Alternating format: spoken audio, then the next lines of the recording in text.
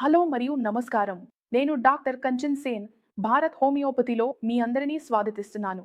ఈ రోజు వీడియోలో లివర్ సమస్య ఉన్న రోగి పెరుగు లేదా కర్డ్ తినవచ్చా లేదా తినకూడదా అనే విషయంపై మీతో మాట్లాడబోతున్నాను.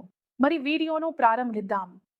ఈ రోజుల్లో మన జీవన శైలి, మన ఆహారపు అలవాట్ల వల్ల లివర్ సమస్యలు ఉన్న రోగుల సంఖ్య చాలా ఎక్కువగా పెరుగుతోంది. ఎవరికి ఫ్యాటీ లివర్ సమస్య ఉంది, ఎవరికి లివర్ ఫైబ్రోసిస్ సమస్య ఉంది, మరికొందరికి లివర్ ఓసిస్ సమస్య ఉంది. ఇక్కడ ప్రధానమైన విషయం ఏమిటంటే, మీరు లివర్ రోగులు ఎందుకు అవుతున్నారు? మీరు ఏ విధమైన ఆహారం తీసుకుంటున్నారు? మీరు మీ భోజనంలో ఏమి చేర్చుకుంటున్నారు? లేదా మీ జీవనశైలి ఎలా ఉంది అంటే, మీరు ఫ్యాటీ లివర్ సిండ్రోమ్‌కి గురవుతున్నారా? లేదా లివర్ ఫైబ్రోసిస్ లేదా లివర్ ఓసిస్‌తో బాధపడుతున్నారా? చాలా మంది రోగులకు తమ ఆహారం గురించి చాలా సందేహాలు ఉంటాయి. వాళ్ళు తరచూ అడిగే ప్రశ్న ఏమిటంటే, మేము లివర్ రోగులు అయితే మేము పెరుగు తినవచ్చా లేదా తినకూడదా?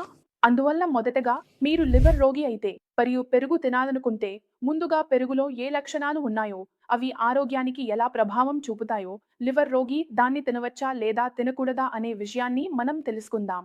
మరింత వివరంగా చూద్దాం. పెరుగు అంటే ఏమిటి? ఇది సహజ ప్రోబయోటిక్. మీరు పెరుగు తింటే ఏమవుతుంది? మీ గట్ ఆరోగ్యంగా ఉంటుంది. మీరు లివర్ రోగి కాకపోతే మీ లివర్ కూడా ఆరోగ్యంగా ఉంటుంది. అంటే మీ లివర్‌లో కొవ్వు లేదు, మీ లివర్‌లో ఫైబ్రోసిస్ లేదు. ఇంతవరకు మీకు లివర్ సిరోసిస్ కూడా లేదు. పెరుగులో అత్యంత ముఖ్యమైన లక్షణం ఏమిటంటే అది సహజంగా ప్రోబయోటిక్‌గా ఉంటుంది. ప్రోబయోటిక్ అంటే మీ శరీరంలో ఉన్న ఆరోగ్యకరమైన బ్యాక్టీరియాను పెరగడానికి సహాయపడుతుంది. అలాగే అనారోగ్యకరమైన బ్యాక్టీరియాను నాశనం చేయడంలో ప్రోబయోటిక్ ఉపయోగపడుతుంది. ఇక్కడ ఒక ప్రశ్న వస్తుంది. మనకు ఫ్యాటీ లివర్ ఉందా? మనకు లివర్ ఫైబ్రోసిస్ లేదా లివర్ ఓసిస్ ఉంటే మనం పెరుగు తినవచ్చా? చూడండి, మీరు లివర్ రోగి అయితే మీకు ఫ్యాటీ లివర్ అయినా, లివర్ ఫైబ్రోసిస్ అయినా లేదా లివర్ ఓసిస్ అయినా మీకు ఎక్కువ కొవ్వు మరియు ఎక్కువ కొవ్వు ఉన్న పదార్థాలను తినడం నివారించమని చెప్పబడుతుంది. అయితే కొవ్వు ఏ ఏ పదార్థాల్లో ఉంటుంది? మనకు ఉన్న అన్ని ఆయిలీ ఫుడ్లు, ప్రాసెస్డ్ ఫుడ్లు, అలాగే మార్కెట్లో బయట లభించే ఫుడ్ ఐటమ్స్, ఉదాహరణకు పిజ్జా, బర్గర్ వంటి వాటిలో కొవ్వు ఎక్కువగా ఉంటుంది. ఇవన్నీ ఎక్కువ కొవ్వు కలిగి ఉంటాయి మరియు మనకు లభించే అన్ని ప్యాక్డ్ ఫుడ్లు కూడా ప్రాసెస్డ్ ఫుడ్లే. ఇవాటిలో కూడా కొవ్వు పరిమాణం ఎక్కువగా ఉంటుంది. కాబట్టి మీరు ఇలాంటి ఆహారం తినడం నివారించాలి. మీరు ఫ్యాటీ లివర్ రోగి అయితే మీరు పెరుగు తినవచ్చు, కానీ ఫుల్ క్రీమ్ పాలు ఉపయోగించి తయారు చేసిన పెరుగు తినకూడదు. అంటే మీరు పెరుగు తయారు చేస్తే అది ఇంట్లోనే తయారు చేయాలి. అందులో అసలు కొవ్వు ఉండకూడదు. అంటే మీరు ఉపయోగించే పాలు ఫుల్ క్రీమ్ పాలు కాకూడదు. సాధారణ పాలు ఉండాలి. అందులో కొద్దిగా నీళ్లు కూడా కలపవచ్చు. తర్వాత ఆ పాలతో పెరుగు తయారు చేసుకోవచ్చు. మీరు లివర్ వ్యాధి రోగి అయితే పెరుగు తినవచ్చు, కానీ తక్కువ పరిమాణంలో మాత్రమే తినాలి. ఏవైనా పదార్థాలను అధికంగా తీసుకోవడం మానుకోవాలి. ఇన్స్టిట్యూట్స్ లో గమనించబడింది. నేను ఏ రోగికి అయినా, అతను లివర్ రోగి అయినా, అతనికి ఫ్యాటీ లివర్ ఉన్నా, లివర్ ఫైబ్రోసిస్ లేదా లివర్ సిరోసిస్ ఉన్నా, నేను అతనికి కొద్దిగా పెరుగు అనుమతిస్తే రోగులు దాన్ని అధికంగా తీసుకోవడం ప్రారంభిస్తారు మరియు రోజు ఎక్కువగా తినడం మొదలు పెడతారు.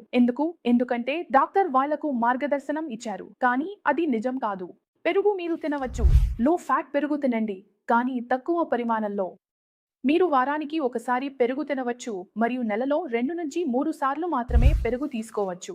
ఇది కంటే ఎక్కువ పరిమాణంలో మీరు పెరుగు తింటే అది మీకు హానికరంగా ఉండొచ్చు. కాబట్టి లివర్ సమస్య ఉన్నవారు పెరుగు తినవచ్చు, కానీ తక్కువ పరిమాణంలో. మరియు లో ఫ్యాట్ పెరుగు మాత్రమే తీసుకోండి. దానినే మీ ఆహారంలో చేర్చుకోండి. దాంతో మీకు ఫ్యాటీ లివర్ ఉంటే అది మరింత పెరగకుండా ఉంటుంది. అలాగే నెమ్మదిగా మీ సమస్య రివర్స్ అవుతుంది. ఎందుకంటే మీలో మంచి బ్యాక్టీరియా పెరుగుతుంది మరియు ఆ మంచి బ్యాక్టీరియా చెడు బ్యాక్టీరియాపై ఆధిపత్యం చూపుతుంది. దాంతో మీ శరీరం, మీ గట్ ఆరోగ్యంగా ఉంటుంది మరియు మీరు వ్యాధుల నుంచి దూరంగా ఉండగలుగుతారు. కాబట్టి ఈ రోజులో మీకు అర్థమైందని నేను ఆశిస్తున్నాను. అంటే ఫ్యాటీ లివర్ ఉన్నవారు పెరుగు తినవచ్చా లేదా తినకూడదా అన్నది. ఈ రోజులో ఇంతే. మళ్ళీ తదుపరి వీడియోలో కలుద్దాం. అప్పటి వరకు ధన్యవాదాలు.